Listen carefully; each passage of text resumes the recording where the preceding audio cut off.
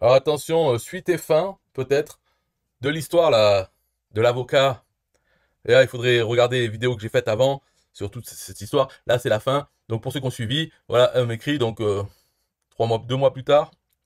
Hein, c'est un peu la procédure. Là, elle me dit, bon monsieur, vous n'avez pas donné suite à mes tentatives de résolution amiable à ce dossier. Alors pourtant que ma lettre de mise en demeure a bien été réceptionnée par vos soins. Faux. Hein, parce que déjà, c'est faux, menteuse. Elle n'a pas été bien réceptionnée, puisque elle-même dit, oh, je vous ai envoyé une lettre, mais elle m'est revenue parce qu'à cause de destinataire inconnu. Alors, je vous l'envoie en PDF. Mais là, le PDF, peut-être je ne l'ai pas reçu. Qu'est-ce qu'elle en sait? Pourquoi? Qu'est-ce qu'elle avance? Pourquoi elle a vu ma vidéo? Là, je vous montre toutes ces conneries. Précise. Sans retour de votre part, je suis contrainte d'informer ma cliente que je ferme la procédure amiable.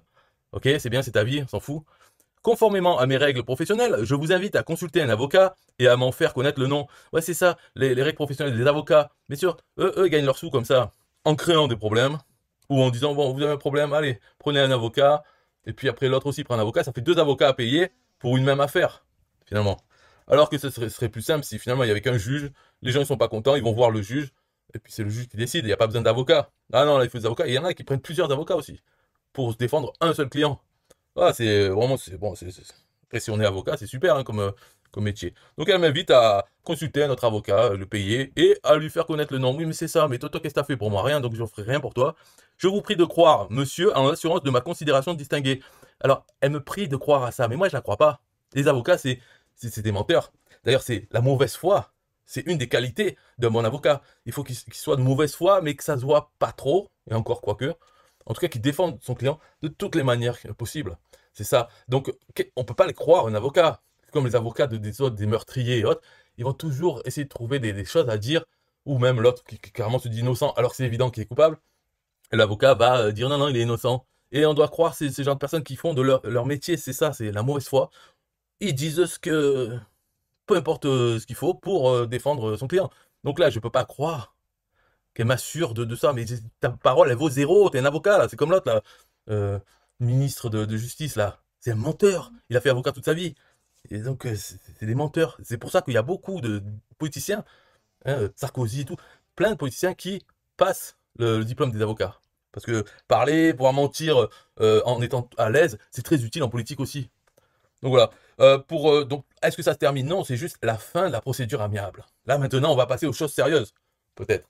Mais déjà, à la base, c'était pas sérieux. Si je peux faire un résumé de la vidéo, enfin de cette affaire, c'est c'est compliqué, je vais même pas faire un résumé. En gros, c'est une image de merde. Une image de merde. Même si elle était en haute qualité, elle est de merde. Mais là, elle est toute petite.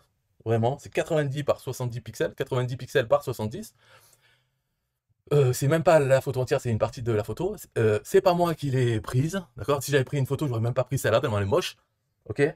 Donc, il y a des gens qui disent qu'ils ont les droits sur cette photo moche, qu'on n'a pas le droit de prendre un petit bout de cette photo moche et de le réduire à une taille très petite.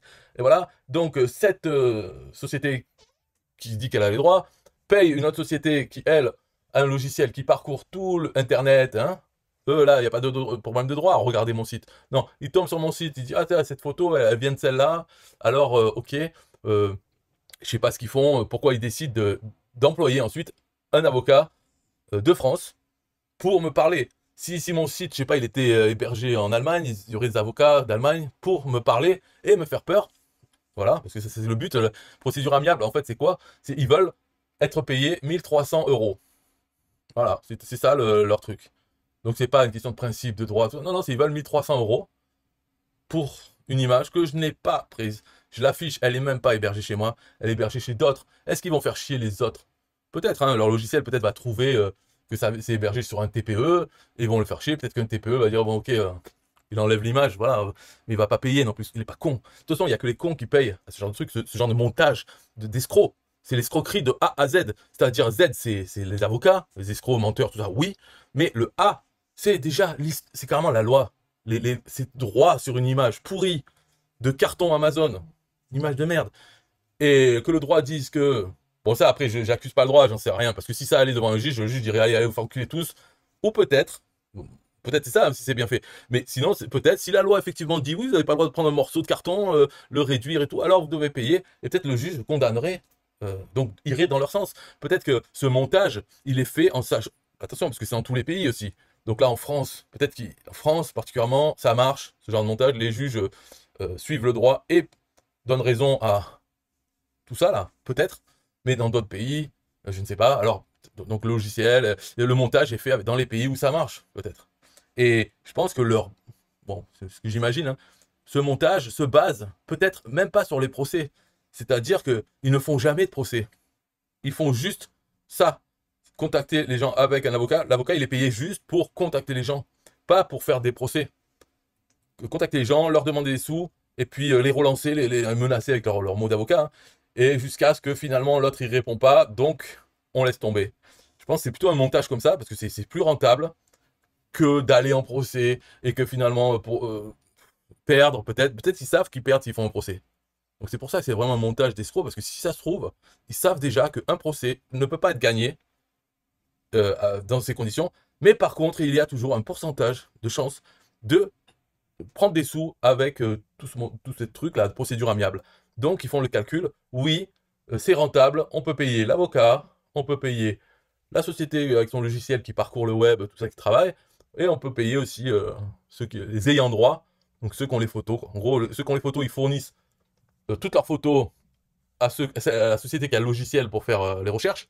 Hop, elle fait recherche, elle trouve des gens, enfin des sites, et avec les contacts, tout ça en parcourant les sites, hein, ça ne demande pas la permission.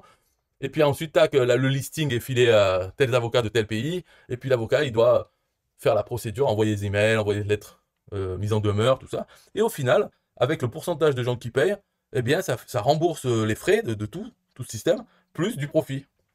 Voilà, et puis ils continuent comme ça, ils le font tout le temps. Peut-être ça marche. Voilà. Là, je sais pas, on est au bout de 2 mois.